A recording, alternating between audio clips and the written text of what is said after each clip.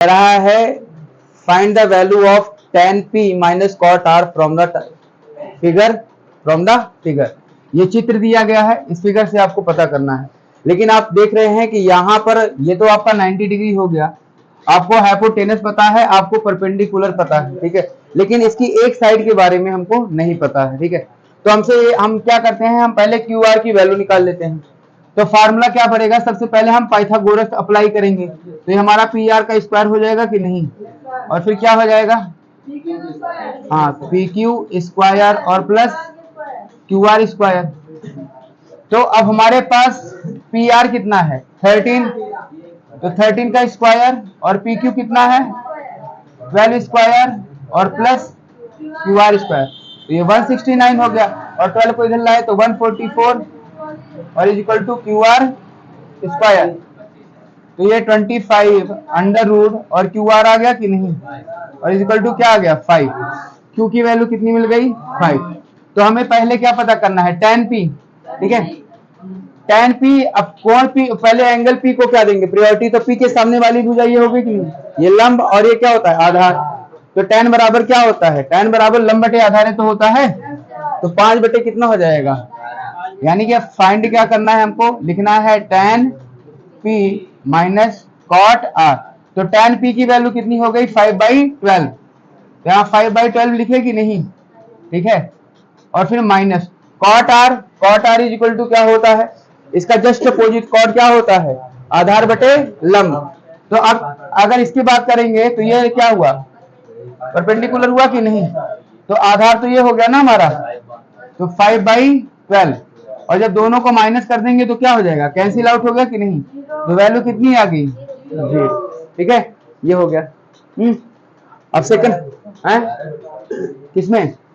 बेटवा, देखो पहले क्या है तुम्हारा, यहाँ पर क्या कह रहा है आधार बटे लंब कह रहा है कि नहीं,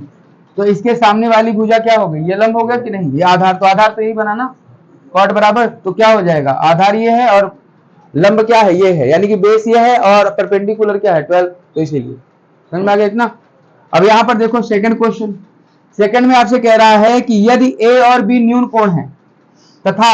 cos a बराबर cos b है, तो दिखाइए कि ए और बी क्या होते हैं इक्वल होते हैं। तो अब हम क्या करते हैं, सबसे पहले तो एक ये एंगल बना लिए ट्रायंगल। अब यहां पर क्या है, कह रहा है ए और बी क्या है न्यून कोण है, तो अगर ए और बी को न्यून कोण है तो सी क्या हो गया 90 डिग्री हो गया कि नहीं, सी क्या हो गया 90 डिग्री। तो यहां पर हम इसको रख लेते हैं ए और यहां पर रख लेते हैं बी, और ए और बी क्या है एक्यूट एंगल है, हमको प्रूव क्या करना है A is equal to B, हमको गिवन क्या है cos a is equal to cos b, तो हमने लिखा cos a is equal to cos b, तो cos a is equal to क्या होता है, अब देखो a अगर लिए तो इसके सामने की भुजा ये हुई कि नहीं, तो ये क्या हो गया परपेंडिकुलर और ये हो गया बेस, तो cos बराबर क्या होता है बेस अपान हाइपोटेनस, यानी कि आधार बटे कण, तो आधार ये रहा और कण ये रहा, तो आधार को क्या लिखेंगे AC और बटे क्या हो जाएगा AB, तो यहाँ AB लिखे कि नहीं, और फिर बराबर cos b की बात करें तो cos b अगर इसको ले रहे हैं तो इसके सामने वाली भुजा क्या हो जाएगी परपेंडिकुलर, और ये क्या हो जाएगा बेस, और cos बराबर होता क्या है आधार बटे कण, तो बेस कितना हो गया BC और बटे AB हो जाएगा कि नहीं, तो हम यहाँ लिख देंगे क्या BC बटे AB, तो AB से AB कैंसिल आउट हो गया कि नहीं, और क्या हो गया AC is equal to BC, और AC के सामने देखो AC के अपोजिट एंगल कौन सा है B, और उसके बाद फिर BC के सामने अपोजिट एंगल कौन सा है A,